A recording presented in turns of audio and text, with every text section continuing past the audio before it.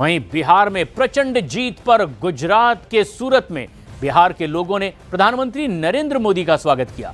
बिहार के लोगों के बीच संबोधन में प्रधानमंत्री मोदी बोले, बिहार ने जाति की राजनीति को ठुकरा दिया। उन्होंने कहा, जिन लोगों को हार मिली है उन्हें सदमे से बाहर निकलने में अभी महीनों लगेंगे।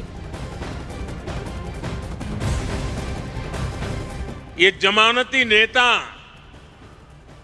जो जमानत पर घूम रहे हैं, वे बिहार में जा करके जातिवाद का भाषण देते रहते थे और उनसे जितनी ताकत थी उन्होंने जातिवाद का जहर फैलाने की थी। और पुराने जमाने से उनको लगता था शायद इससे उनका खेल हो जाएगा। बिहार के इस चुनाव ने जातिवाद के उस जहर को पूरी तरह नकार दिया है। यह देश के लिए बहुत ही उज्जवल संकेत है। बिहार के चुनाव नतीजे हिंदुस्तान की राजनीति के अत्यंत महत्वपूर्ण नतीजे हैं। और मैंने कल भी कहा था कि लोकसभा के चुनाव के बाद जितने राज्यों में चुनाव हुए, सब जगह पे उनकी हालत खराब है। 5 या 6 राज्यों में चुनाव हुए, उन सबके कुल मिला के कांग्रेस को जो एमएलए मिले हैं, उससे ज्यादा कल हमें अकेले बिहार में मिले। ये हाल है। लेकिन साथियों, हर विजय हमारे लिए जिम्मेवारी लेकर के आता है। हर विजय हमें कुछ ज्यादा देश के लिए करने की प्रेरणा देता है।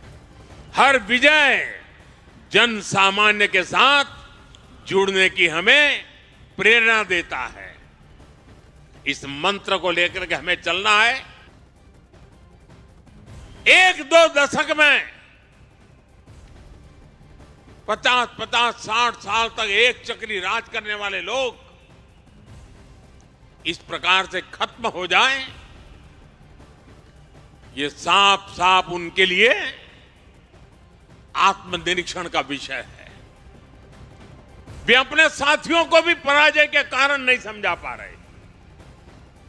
वे अपनी पार्टी को भी पराजय के कारण समझा नहीं पा रहे हैं और इसलिए सरल रास्ता ढूंढ लिया है।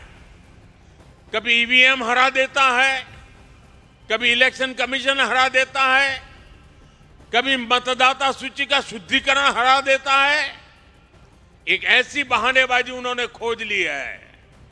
वो बहानेबाजी खुद को तो शायद कुछ दिन ठीक रखेगी, लंबे अरसे तक उनकी कैडर को स्वीकार्य नहीं होगा।